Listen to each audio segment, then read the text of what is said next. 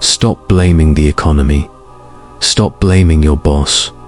Stop blaming the industry, the timing, the competition, or the fact that you never got the right opportunity.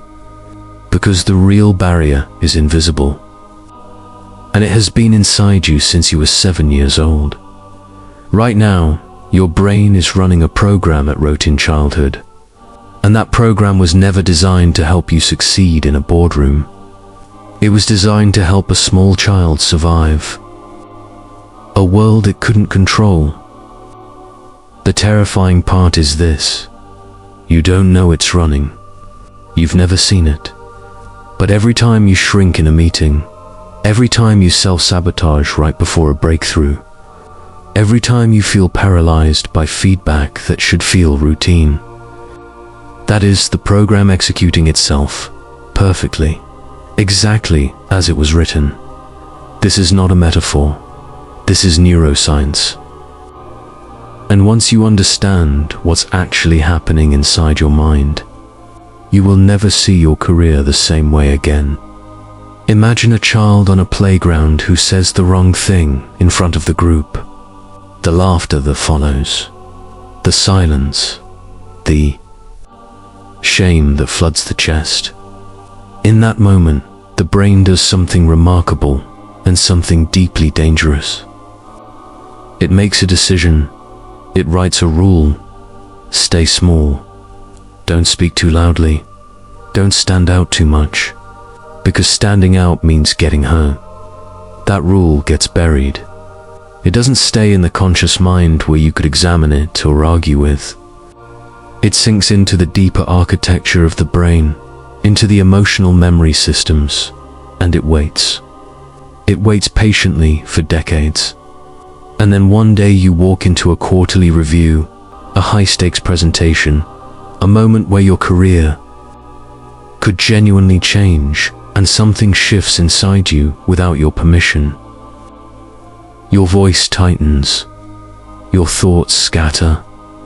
You hold back the idea that could have changed everything.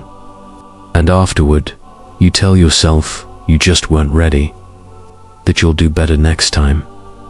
But this is where everything changes. Psychologists, studying the neurology of professional behavior, began noticing a pattern that didn't make sense on the surface. High-performing individuals, educated, experienced, ambitious people were consistently underperforming at critical moments. Not from lack of skill, not from lack of preparation. The external metrics were fine, but internally, something was interfering. And when researchers traced the interference back to its source, they kept arriving at the same place. Childhood specifically.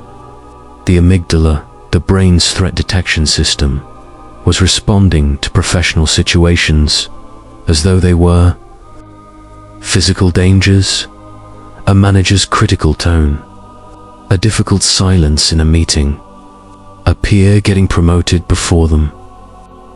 These were being processed not as professional data points, but as survival threats. The same category of threat a child feels when they sense rejection, abandonment, or humiliation. The adult brain, in these moments, was not operating from its prefrontal cortex, the part responsible for strategy, calm reasoning, and long-term thinking. It was operating from a 7-year-old's emergency response system. Official explanations called it anxiety, or imposter syndrome, or lack of confidence. But those labels missed the deeper mechanism entirely, because imposter syndrome is not a personality flaw. It is not a mindset problem you can fix with a motivational quote. It is a childhood brain trying to stay safe in a world it no longer lives in, when you feel like a fraud despite your accomplishments.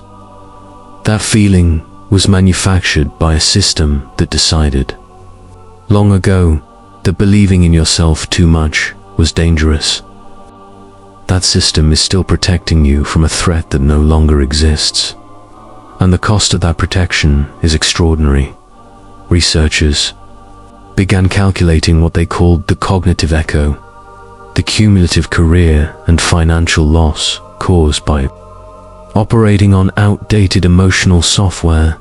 When someone consistently avoids visibility, deflects credit, hesitates before asking for what they're worth, or self-sabotages at the threshold of advancement, the compounding effect over a decade is not small.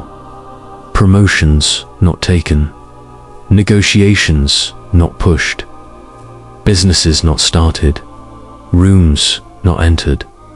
The numbers, when traced, are staggering. And none of it appears on any performance review, because none of it is visible. The glass ceiling, in many cases, is not built by the organization. It is built inside the mind, brick by brick, by every rule the childhood brain wrote to stay safe. But this is where something remarkable begins. The brain is not fixed. Even now, even after decades of running the same emotional scripts, the architecture can change. Neuroplasticity, the brain's ability to rewire itself based on new experience, means that no pattern is permanent. The connections that fire together when you shrink in a meeting, when you freeze under pressure, when you play smaller than you are, those connections can be interrupted. Not through willpower, not through positive thinking, but through precise, deliberate cognitive reframing at the exact moment the old pattern activates. Psychologists working in high performance environments began developing techniques specifically designed to catch the childhood loop the moment it begins, not to suppress it, not to shame it, but to recognize it for what it is, an outdated defense strategy running in the wrong context, and to consciously redirect the brain toward a response built for who you are now, not who you were then. High performers who underwent this kind of structured internal work described the shift as almost physical, like a handbrake being released. They weren't suddenly different people.